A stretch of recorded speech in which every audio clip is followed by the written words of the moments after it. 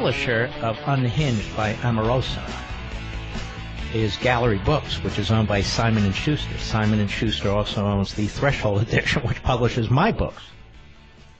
But this is really quite shameful. It really is.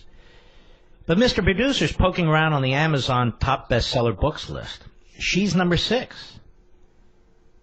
And he says, holy mackerel. Well, he doesn't use that. He uses a different word. Holy something else. Number 5. Look at number 5. I said, well, what's number 5? Beating Omarosa. I said, well, what is it? He said, in fact, it's beating all nonfiction books. So, well, what is it? Dr. Michael Pillsbury's The 100-Year Marathon. China's secret strategy to replace America as the global superpower. I said, wait a minute. I had him on Sunday on Life, Liberty, and Levin at 10 p.m. on Fox.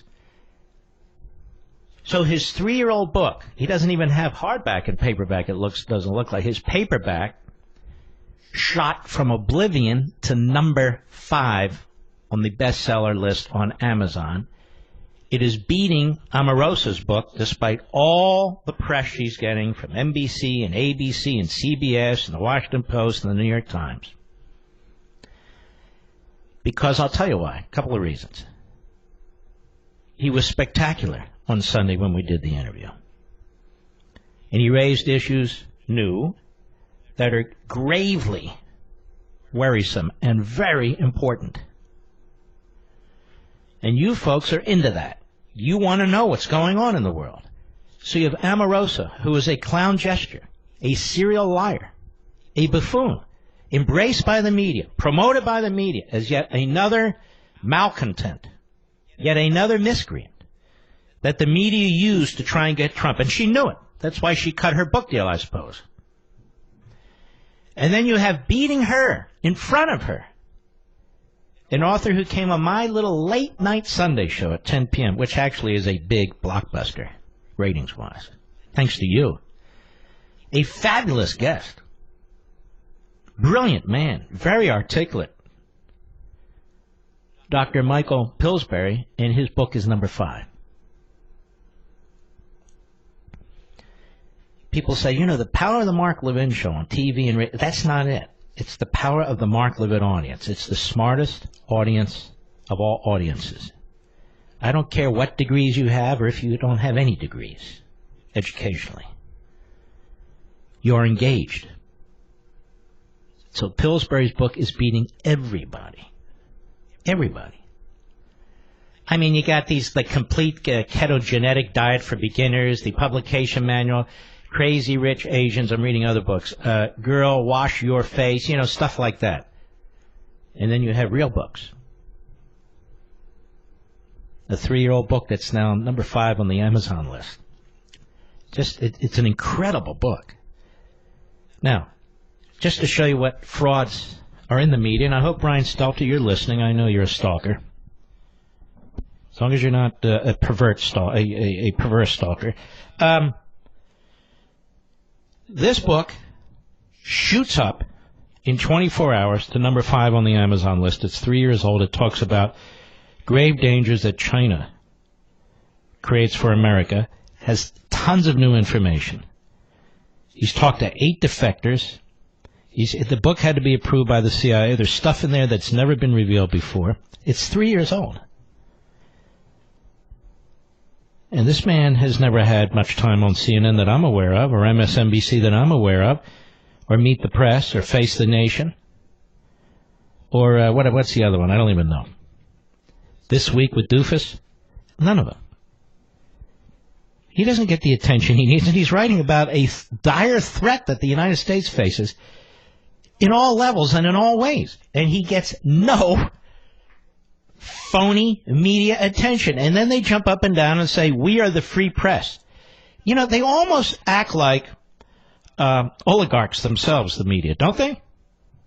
We are the free press. We tell you what's true. We tell you who the liar is. We tell you what the news is. We are objective. You, Nazis, cultists, racists. We know what's right. Do not question us. Do not challenge us. Do not criticize us. Do not attack our profession. Do not attack our corporate masters. No, no, no. Then you're against the free press. No, I'm not. I'm actually... Yes, you are. Now, the rest of the Constitution, they cherry pick. Second Amendment, they hate. First Amendment, as long as it involves liberty, freedom of religion, they don't like that very much. I don't want to sell a cake to that guy. Well, you must. You sell that damn cake, and you do what we tell you to do.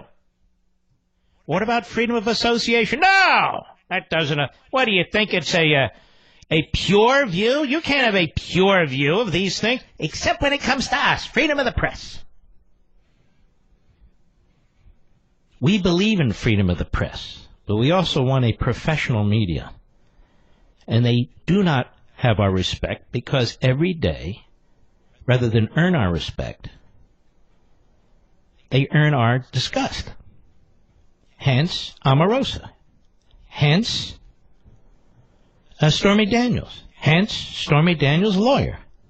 Hence, the nutty professor from Yale. Hence. Go on and on and on.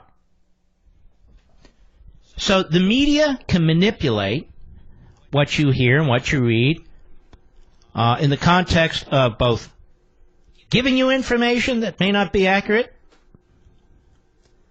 and withholding information that may be accurate. And I know they have to prioritize. They only have so much time, so much space. I got all that.